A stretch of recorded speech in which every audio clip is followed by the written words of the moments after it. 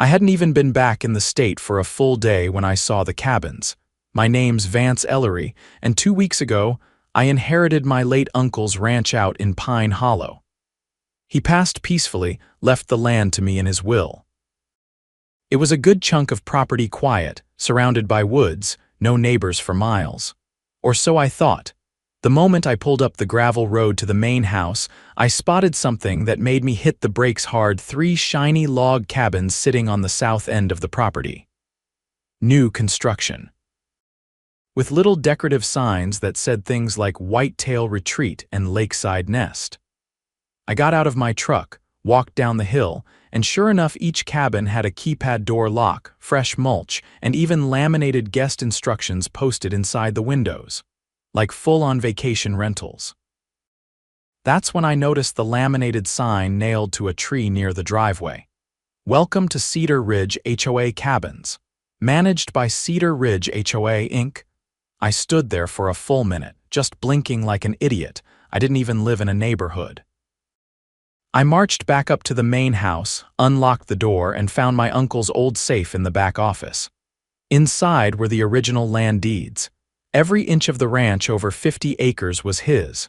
No co-owners, no easements, no leases, just him. And now me.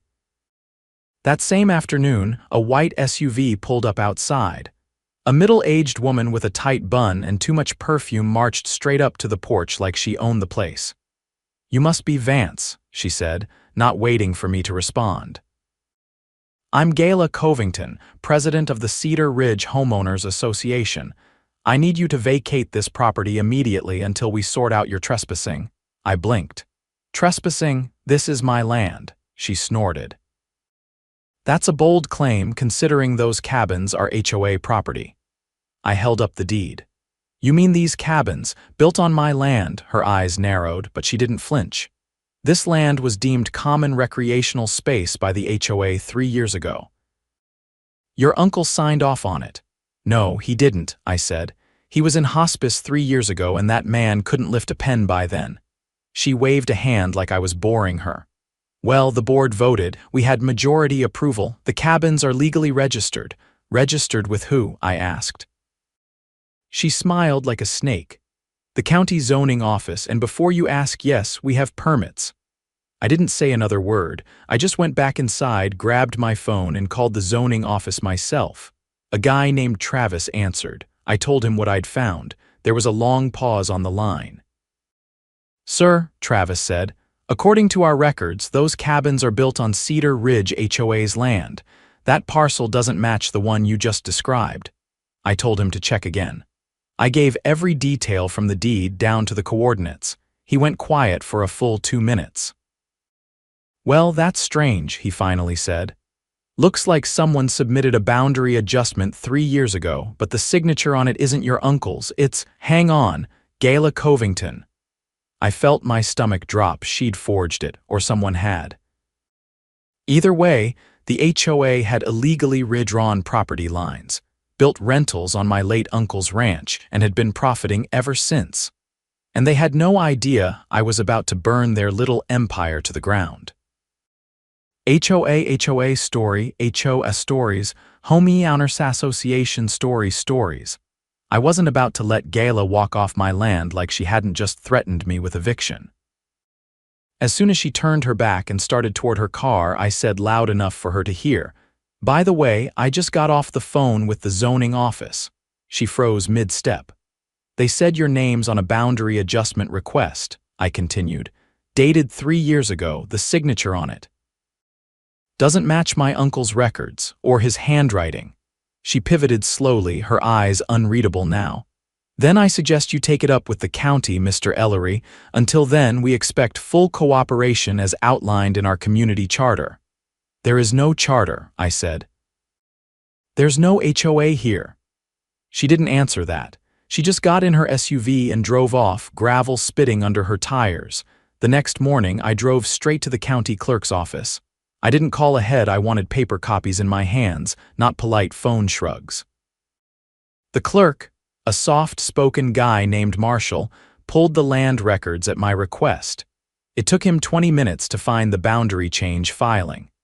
He handed me the form, an official-looking document with a printed legal description and a scrawled signature.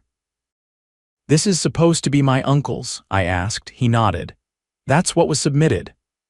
"I'm going to need a certified copy of this," I said. He printed it, stamped it, and slid it across the counter. I tucked it into a folder, then asked, "Who notarized it?" Marshall flipped through the document. Looks like it was notarized by a Denise Covington." I raised my eyebrows. "Any relation to Gayla?" He shrugged. "Couldn't say, but I can give you her notary registration." He did. I thanked him and headed straight to the sheriff's department. The deputy at the front desk took one look at the documents and called for his supervisor. Within minutes, I was sitting across from Detective Lynch, a grizzled man in his 50s with heavy eyelids and a slow drawl. "So you're saying someone forged your uncle's signature and used that to redraw the property lines?" he asked, flipping through the pages. "And built rental cabins that have been generating income ever since," I said. "On land that was never theirs." He leaned back. "You got proof your uncle didn't sign this?" My uncle had Parkinson's for the last 5 years of his life. By the date on that form, he couldn't even hold a fork. Lynch nodded slowly, then picked up the phone. "Let me run this past the DA's office. If that notary's related to the party who profited, we may be looking at fraud and conspiracy." While he made the call, I stepped outside and dialed my friend Erica. She worked as a real estate attorney in Denver and owed me a favor from years back when I helped her ex move out in the middle of the night. When I explained the situation, she didn't even hesitate. "Send me everything. I'll check the title insurance filings, see if there's a paper trail on those cabins. If they've been collecting rental fees, someone's reporting it to the IRS or laundering it." That night, I camped out in the ranch house's back office, scanning every letter, receipt, and utility bill my uncle had kept. I found a yellowing envelope postmarked 2 years ago with the Cedar Ridge HOA's name. Inside, a printed notice demanding he cease personal use of recreational structures and respect collective ownership. It was unsigned, no letterhead, no contact information beyond a P.O. box. Erica called at midnight. "You're going to love this," she said. "The cabins are listed under a shell LLC named Pine Haven Management. Guess who the registered agent is? Don't tell me. Gayla Covington. And get this, she started the LLC 4 months after the forged boundary adjustment." I leaned back in my chair, staring at the ceiling fan. "So she redrew the lines, built cabins, rerouted utilities, and funneled profits through a shell company, more or less. And none of this would have been possible without someone in the zoning office either overlooking it or helping. Travis didn't seem like he was in on it. Keep him close, then. You're going to need someone inside when this blows open." The next morning, I didn't wait for trouble to come knocking. I went to the cabins myself, first stop, the one labeled Whitetail Retreat. I knocked twice, then opened the door. It was empty. Clean linens, fresh towels, a welcome basket on the counter with 2 bottles of wine and a printed check-in guide. Someone expected guests. I walked the perimeter, took photos of everything: the electric meters, the Wi-Fi routers labeled Cedar Ridge Guest, even the tiny fire pits in the back. Then I moved on to the next one. By the time I reached the 3rd cabin, a rusted golf cart came whining up the hill. A man in a neon green polo and wraparound sunglasses parked beside me. "You can't be here," he said, hopping out. "These are reserved." "For who?" I asked. He pulled out a clipboard. "Guests. This one's got a 2-night stay starting today." I crossed my arms. "Who are you?" "Property manager." "Name's Darren." "Who hired you?" He didn't answer right away. "Cedar Ridge HOA. You ever meet the landowner?" He blinked. "Gayla's the landowner?" "No," I said, stepping closer. "I am." He fumbled for his phone, but I was already pulling mine out. "You're going to want to stop accepting bookings. These cabins were built on stolen land, and I've got the deed, the fraud report, and a lawyer on the case." He stepped back. I didn't know anything about that." Then I suggest you tell your boss to come clean before the sheriff shows up." That afternoon, I returned to the sheriff's office. Detective Lynch looked up from his desk as I walked in. "Just got off the phone with the DA," he said. "They're drafting a warrant for the notary's records. If that signature doesn't match state records, we're moving forward with charges." "Good," I said, "because I just found out she's been profiting off stolen land for over 2 years." He leaned forward. "We're going to need financials. Rental income, bank transfers, anything that shows she personally benefited. I've got a lawyer digging into the LLC, but I can tell you this: there's a guest checking in tonight. If we move now, we can catch them mid-rental." He scratched his chin. "We'll coordinate with zoning. If there's evidence of fraudulent permits, this could escalate."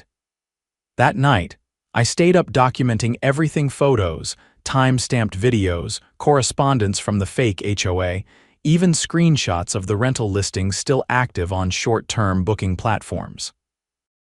Just before sunrise, Erica sent me an email with a spreadsheet. 2 years of rental income from Pine Haven Management, totaling over $130,000. All routed through a business account under Gayla's name. That was the final piece. By noon, a county inspector, 2 sheriff's deputies, and a zoning officer were parked outside the cabins. I stood beside them with my folder of documents as they taped off the area and posted cease and desist orders on each cabin's door. Gayla showed up 10 minutes later, red-faced and furious. "You have no right," she began. The deputy held up a hand. "Ma'am, step back. This is an active investigation."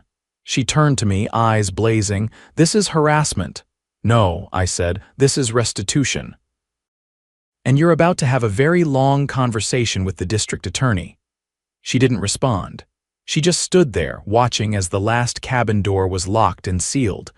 For the first time since I'd arrived, she looked uncertain, and I wasn't done yet, not by a long shot. The county prosecutor's office moved quickly once the financial trail was confirmed. Within 48 hours of the shutdown, Gayla Covington was served with a subpoena to appear before the Property Fraud Task Force. But what no one had expected, what even Lynch hadn't predicted, was what came tumbling out when the investigators started tracing the contractor payments tied to the cabin construction. I got the call from Erica while I was in the barn organizing my uncle's old tools. "They found something ugly," she said, her voice clipped. "The LLC Gayla used to funnel rental income. It made payments to a contracting firm that doesn't exist, but the tax ID attached to it is real and it belongs to a man who died 4 years ago." I dropped the wrench I was holding. "You're telling me she used the identity of a dead contractor?" "Not just that. The payments were funneled from the HOA's reserve account, which means she used HOA dues, real residents' money, to cover construction costs on property she didn't own." I paced to the hayloft, trying to process it. "So she stole money from her own neighborhood to build cabins on my land, then funneled the profits through a fake vendor using a dead man's identity. That's felony embezzlement and wire fraud and identity theft." "Good," I said. "Let them bury her with it." But Gayla wasn't going down without a show. The very next day, a man in a blue blazer and loafers showed up on my porch with a clipboard and an oily smile. "Mr. Ellery, I'm here on behalf of Cedar Ridge HOA's legal counsel. We're requesting a formal review of land ownership based on historical plat interpretations." "No," I said, not even pretending to entertain the notion. "You're trespassing. Get off my steps." He gestured to a manila envelope he hadn't yet handed me. "There's a motion being filed to initiate a quiet title action to contest your ownership." I didn't touch the envelope. "That motion will be dead on arrival. Your client defrauded the county, forged a boundary change, and stole from her own neighbors. Unless you want to be part of that fallout, I suggest you stop playing courier." He hesitated, then turned and walked off the porch. I watched him drive back down the hill without a word. I had no intention of opening that envelope. Let the court serve me directly if they had the spine for it. Later that evening, Travis from the zoning office pulled up in an old Ford pickup. He stepped out holding a rolled-up map case and a notepad. "I figured you'd want to see something," he said, spreading the old county maps across my dining table. "This is the original plat from when your uncle bought the land. No HOA anywhere near it, but look, 3 years ago this overlay was submitted. See the extension?" He pointed to a shaded section that wrapped around the bottom of the property like a hook. "That's where the cabins sit," he said. It was slipped into the zoning database after hours. The timestamp on the upload was 2:43 a.m. on a Sunday. Who has access to do that? Only 2 admins. One of them retired last year. The other still works in the office, and I'm not naming names, but I've already reported it. I leaned over the map. "You think Gala bribed someone," he shrugged, "or threatened them. But here's the kicker: this overlay was never filed with the state recorder's office. It's not legally binding. Just a digital ghost. So the cabins were built on nothing but smoke and nerve. Pretty much. But now that the DA's involved, it'll all come out." That night, I stayed up filing an official civil suit. Erica helped draft the complaint: illegal encroachment, fraudulent leasing, unjust enrichment, and quiet title confirmation. We requested a full audit of Cedar Ridge HOA's financials and bank accounts. By the end of the week, the sheriff's office had executed a search warrant on Gala's home. Deputies emerged carrying boxes of documents, a desktop tower, and 2 briefcases. One of the neighbors filmed it and posted it on social media. By morning, the video had over 20,000 views and the comments were brutal. "She charged me a late fee for putting my bin out an hour early and she was embezzling. Unreal. She once told me my front porch chairs weren't aesthetic.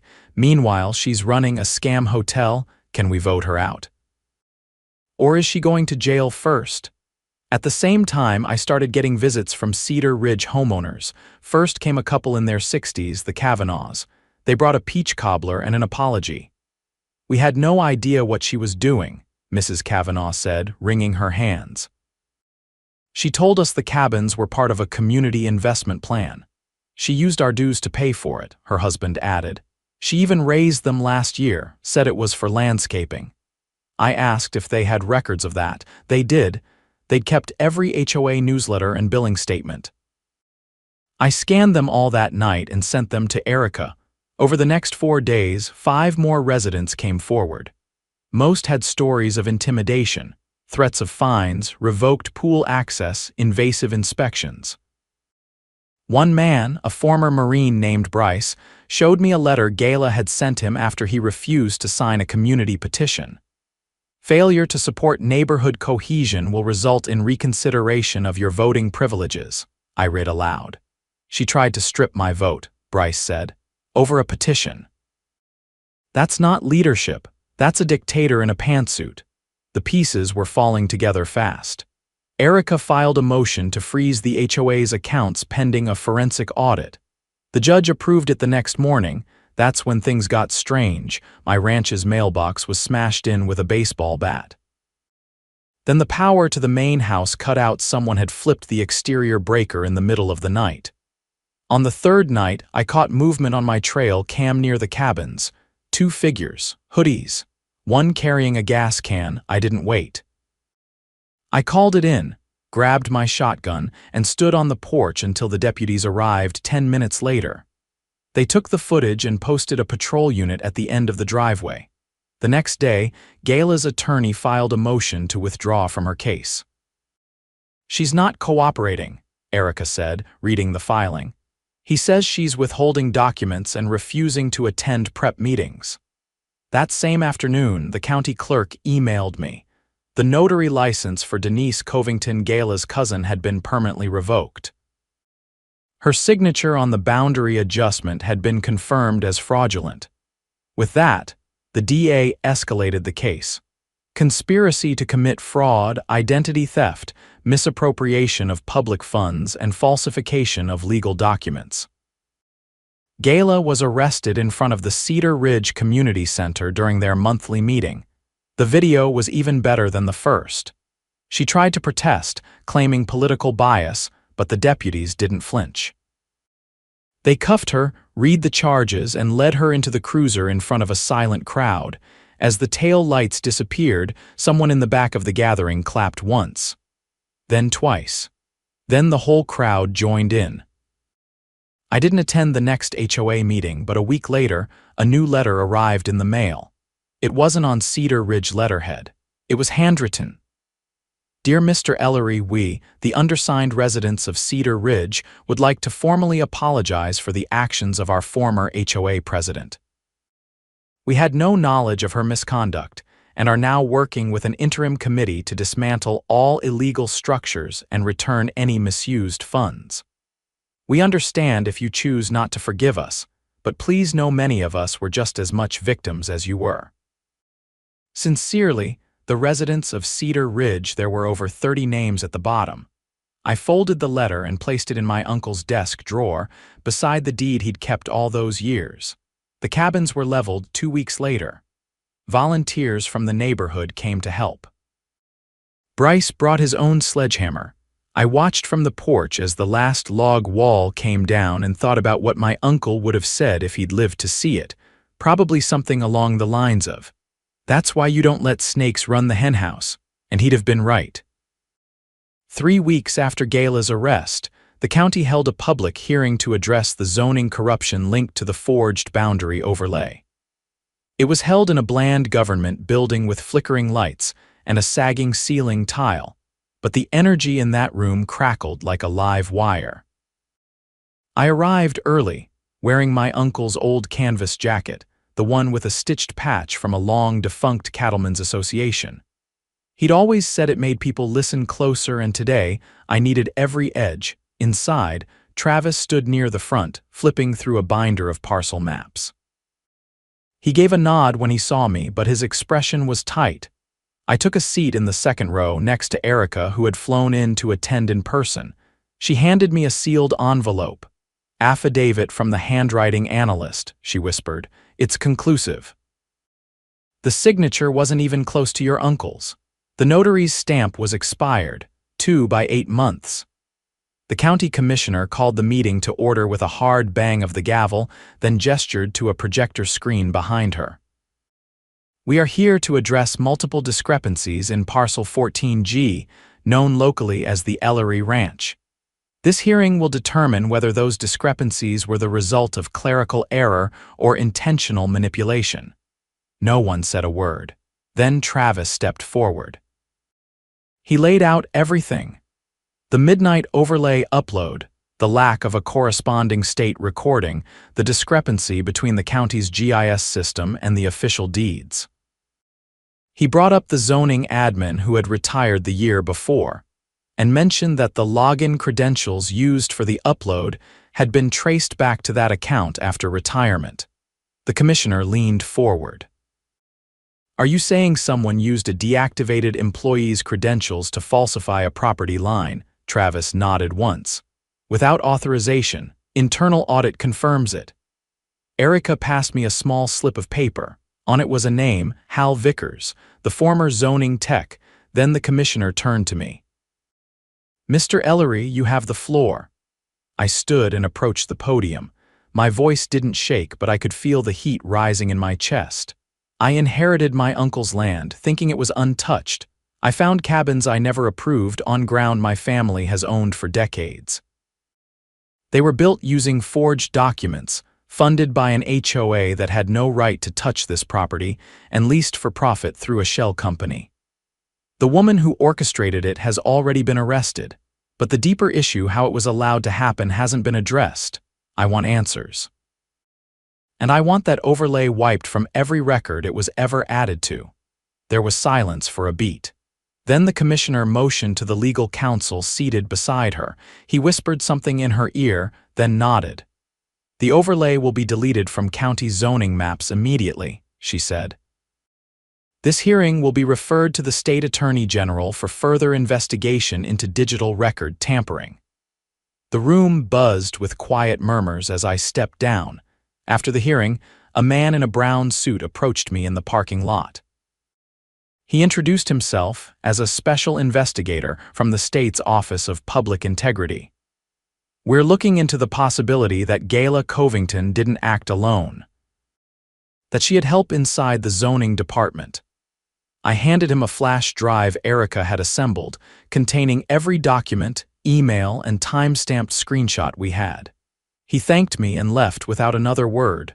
Later that week, the interim HOA board invited me to a closed-door meeting. I only agreed to go because Bryce would be there, and he'd personally assured me the tone had shifted. When I walked into the community center, every chair was occupied. Most of them looked like people who hadn't slept well in weeks. A woman named Lorna, now acting president, stood. She held a copy of the HOA's operating agreement, one I hadn't seen before. "This version was never distributed," she said. "Gayla kept it off the books, but it shows she had full signing power over reserve funds without requiring a vote." The clause was inserted 2 months after she became president. Erica raised an eyebrow. "Was it ratified by a majority of homeowners?" "No," Lorna admitted. "We think she used proxy votes, some of them from people who moved away or passed on." I crossed my arms. "So what now?" "We're dissolving the HOA," Lorna said. "There's a clause that allows for full disbandment with a 2/3 majority. We've already collected the votes." She passed me a notarized resolution, stamped and signed by 43 homeowners. The HOA was done, permanently. Outside, Bryce caught up with me as I was heading back to the truck. "There's one more thing you should know. A few of us pooled some cash to help with the legal bill. We know this whole mess landed on you like a freight train." I shook my head. "Keep it. Use it to fix your neighborhood. You've got a chance to start over." He held out a hand. "Appreciate that, and for what it's worth, Gayla never scared me, but you're the reason she's not walking around like she owns the place anymore." 2 days later, the cabins came down for good, not just boarded up, demolished. The county sent a crew with excavators and flatbeds. I didn't watch this time. I spent the morning in the north pasture, clearing out rusted fencing with the radio playing low and the sun finally warming the soil. Around mid-afternoon, Travis showed up again. He didn't get out of his truck, just rolled down the window. "Thought you'd want to know," he said. "They arrested Hal Vickers this morning. Turns out he was getting monthly checks from Pine Haven Management in exchange for consulting." "Let me guess." "No consulting ever happened. None on record. But the payments were real. They're estimating close to $40,000 over 2 years. He shifted in his seat. "States pressing charges. Racketeering, conspiracy, falsification of records," I nodded. "Thanks for letting me know." As he drove off, I let the silence settle, the kind of silence that had weight to it, not empty but earned. I walked the tree line, stopping at the southern ridge. The area where the cabins once stood was bare now, just churned dirt and a few tire tracks. I picked up a clump of soil and let it crumble through my fingers. Later that evening, Erica and I sat on the porch while the sun dipped beneath the pines. She poured 2 glasses of rye and handed me one. "You know," she said, "most people wouldn't have fought this. They'd have sold the land or walked away." "My uncle didn't raise me like most people," I said. "Neither did this land." We clinked glasses. In the following weeks, the ranch settled into its rhythm again. The calls stopped. The mailbox stayed upright. And for the first time since I arrived, the only thing moving through the woods at night was deer, not men with gas cans. The county eventually sent me a settlement offer, compensation for the unauthorized use of the land, and a formal letter of apology. I didn't frame it, but I kept it filed away. Proof that the system, however slow, sometimes still worked. The last thing I did before winter set in was replant the corner markers, real ones this time. Steel stakes, flagged and GPS logged. I didn't want to leave any doubt for whoever came after me. Because if there's one thing I learned from this mess, it's that land remembers. Fences rot, roads fade, but soil holds the truth, and now mine does too.